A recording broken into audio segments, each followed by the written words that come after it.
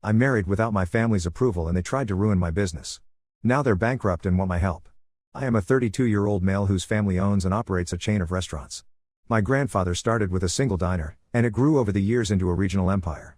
I have always known that I would be part of the family business. My father, Bill, 58M, and my Aunt Ruth, 55F, run the company together. Our family dynamics have never been warm or expressive. Hardly ever, we talked on subjects other than business or grades. I didn't have a lot of friends during that time as I was always too preoccupied with my studies and getting ready to take over the family business one day. I met my wife, Crystal, 30F, in college. She was very outgoing and social, which is just basically the opposite of me. Crystal noticed me in class and took it upon herself to bring me out of my shell. She was my sole friend and she made me social the years I was in college. So it was after graduation that I decided Crystal was the one. So I asked her out, and she claimed she felt the same way towards me too, and that was how we started.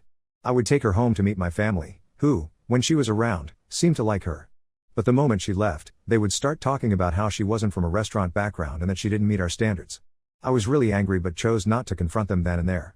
I whisked Crystal off to her favorite beach for the weekend and then popped the question. She was surprised but said yes happily.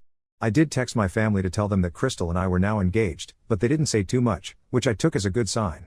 Crystal had always been interested in event planning and had been saving money from part-time jobs during college to start her own business. When she refused, I tried offering her financial support, to which she replied, "It's my project, the only help I want from you is emotional help." My family, however, began to pile on the pressure in regard to the wedding. They wanted it to be a big social bash to make a statement amongst their aristocratic set of friends and associates in business. And when they got the feel that Crystal belonged to a middle-class family, they asked me to persuade her not to mention her family at the reception that they were arranging. I was nauseated by their attitude. Crystal is very family-oriented, and I wouldn't want to crush her world by telling her the truth as to what they originally wanted to take from my family. I told her a white lie, that I wanted to have our wedding somewhere private just for us two. Shocked, she asked about our family's involvement, to which I responded that it had been a huge dream of mine, and the family was okay with it. The following weekend we found ourselves in one of those picturesque mountain resorts, which cater to private weddings, and, in this case, had one scheduled for us. Immediately after, I called my parents. The news had meanwhile spread among my family. They were not particularly happy about it but decided to treat my decision as a planned one so as not to lose face.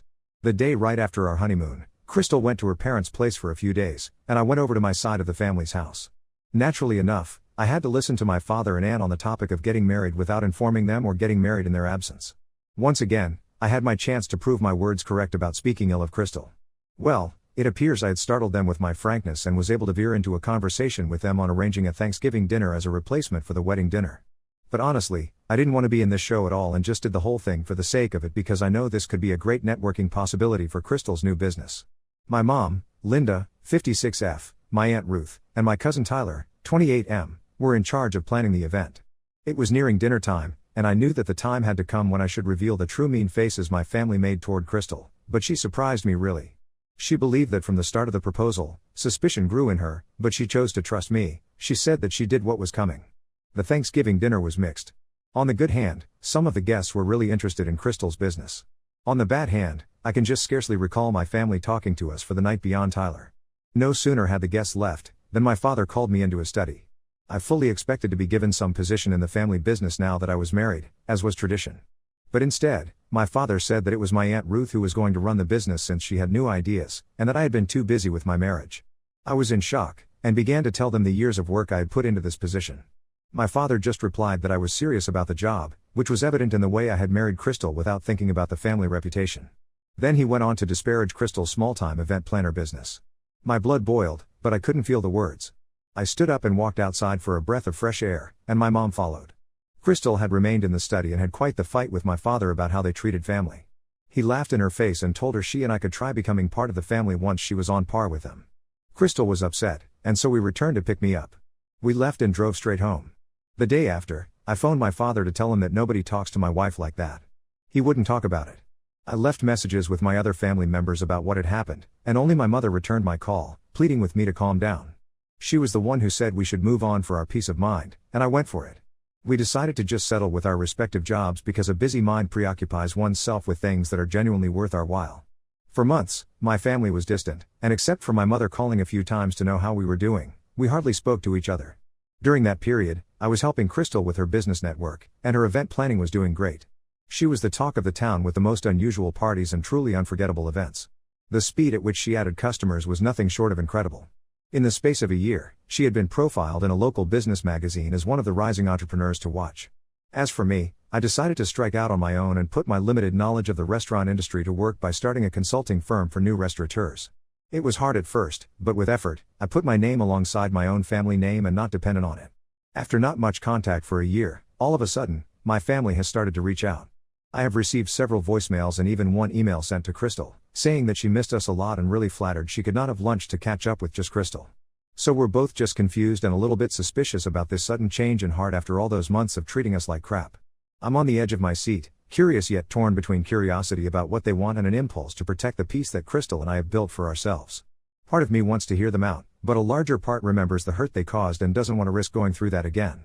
Crystal says she'll support whatever decision I make, but I can tell she's wary too. I don't know what to do next.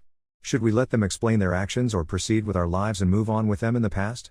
Advice, appreciated, thank you. Update 1, thanks for the support and advice on my last post, guys. I needed to just reflect on the situation a little, and I wanted to give y'all an update of what's transpired since then. After a lot of deliberations with Crystal, we came to a conclusion that it was safe enough to cautiously answer my family's attempts at making contact. The agreement was we would listen to whatever they had to say, but we would be very careful not to get very involved very rapidly. I called my mom again and asked her outright what the sudden change of heart was all about. She said they missed us and they realized that they had been at fault about the way they had treated all of us, especially Crystal from the start. She said they wanted to make amends and get back to our lives.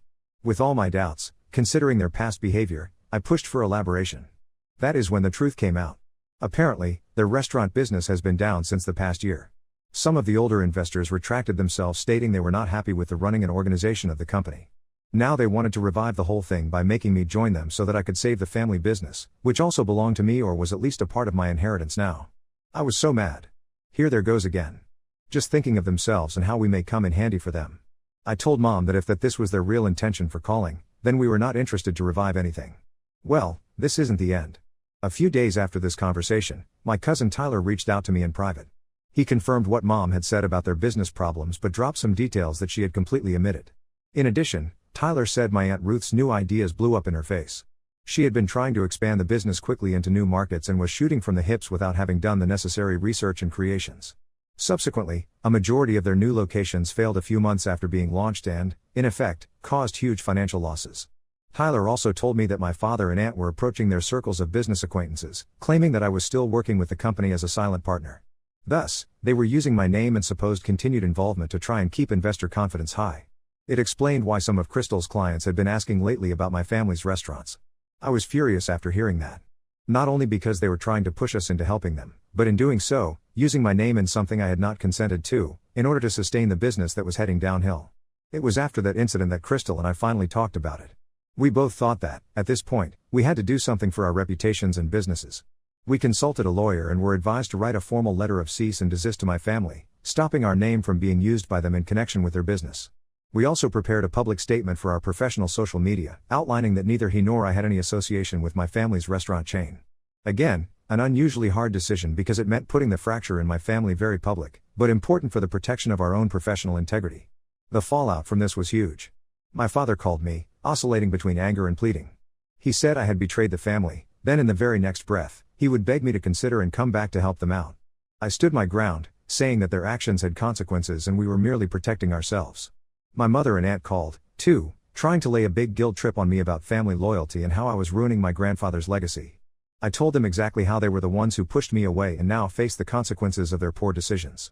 Tyler has been so supportive through all this drama. He has been updating me on what is going on in the family and the business.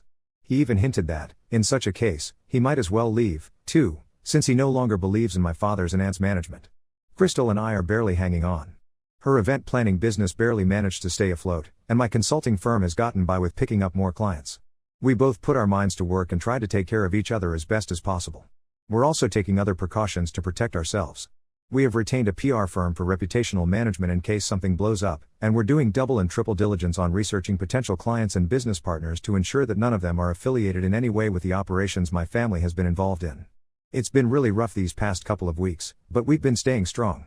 Seeing how my family's efforts to reconnect with us were only for personal gain, in a way it did reinforce the determination we already had to have nothing to do with them. Surely, I will keep you posted if it will have developed into something significant already. Thanks to everyone once again for your support and advice. It truly means more than you can believe right this moment. Update 2. It's been a while, almost some months since the last update, and so much has happened. I just wanted to drop in here and let you all know what's been going on. Well, the good news first, Crystal is pregnant. We are absolutely in joy and on our way to parenthood. We came to know this a few weeks back and have been preparing for this new beginning in life. Her event planning business turned out so well that she was able to hire a small team, so she will be able to ease off a little during her pregnancy. My consulting firm is also growing at a steady pace. I started taking a few high-profile clients, which got us noticed very quickly in the industry. It feels great to be successful on your own terms without trading on your family's name. Now for the not so good. Although my family has lightened up a lot after the cease and desist letter and public statement that we made, they haven't completely backed down. They are very subtle but real troublemakers.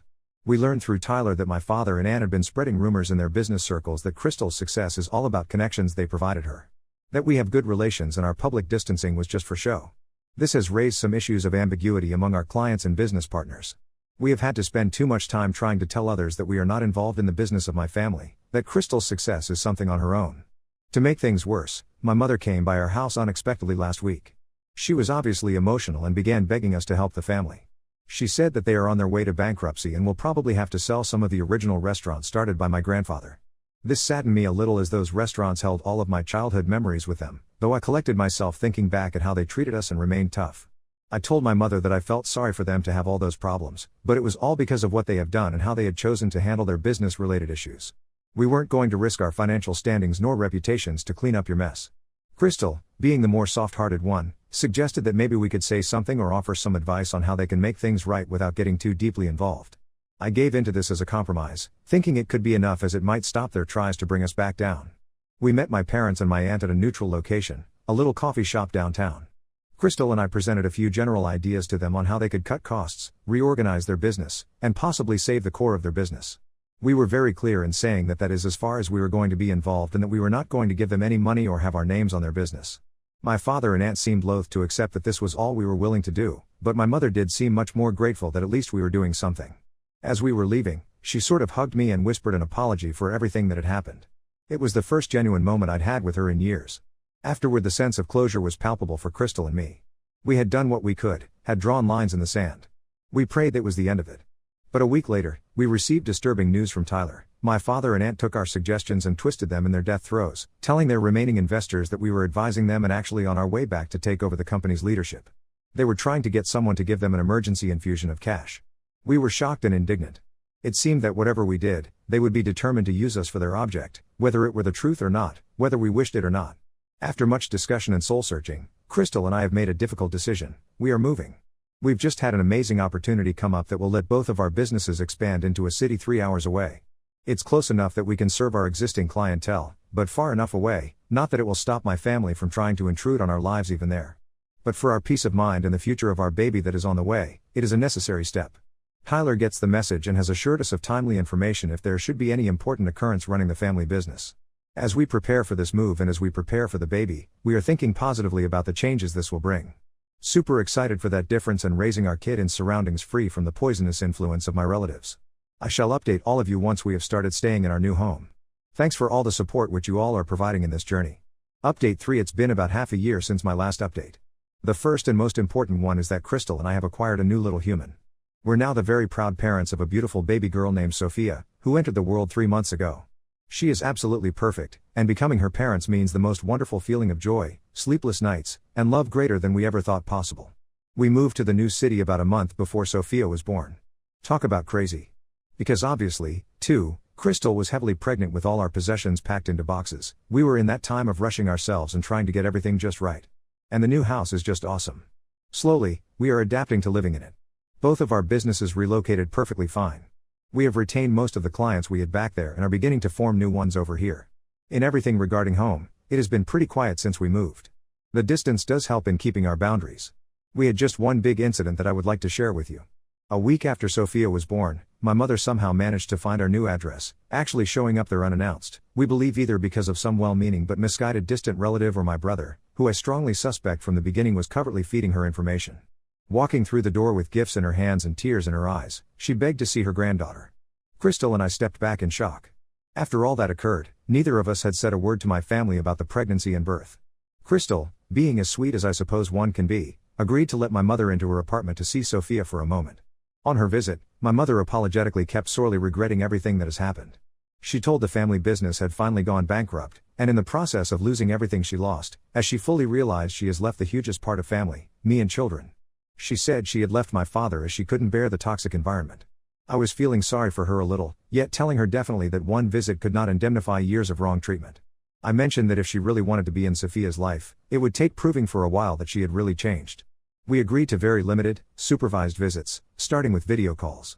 Ever since, we have had a few video calls with my mother. She genuinely does seem to have seen the light and wants to be a better person and grandmother. However, we remain skeptical. No visits have been made in person, and we pointedly stated that if she sought to involve us in family issues or business, we would cut off contact again without any further ado. And as for the rest of my family, we have heard through my mother that the situation has got worse. My father and my aunt are both going to be charged with legal cases. Apparently they made these somewhat questionable financial decisions in their desperate attempts to save the business. Tyler left the company and is trying to get a fresh start on his own, just like I did. Crystal and I are both really settling into this new life in Westcliff. Her event planning business is pretty lucrative in this new town. Actually, she has been convinced by some friends to think about writing a book on how to creatively plan events following a budget. My consulting firm is doing well, and I may even hire an associate to help with my workload. I am emotionally stable from top to bottom, mostly in realizing how grateful or appreciative of life I am to have her in my life, through the hustle. More importantly, we are enjoying each second with little Sophia. Watching her grow and discover the world around her is just the most amazing experience. We are determined to make a loving, stable environment for her, free from the kind of family drama I grew up with. We're also making a circle of friends here, who actually feel more like a family than my blood relations ever did. It's good to be surrounded by people who value us for who we are, not because of what we can do for them. It's so, just thinking over it all, what happened in the past couple years left me filled with some sorrow, both at the loss of family relations and happiness, mostly at how Crystal and I stood by, creating a path of life. Some challenges that we meet in life could really have torn us all apart, but in turn, they have only brought us closer. I don't want to predict the future of my family.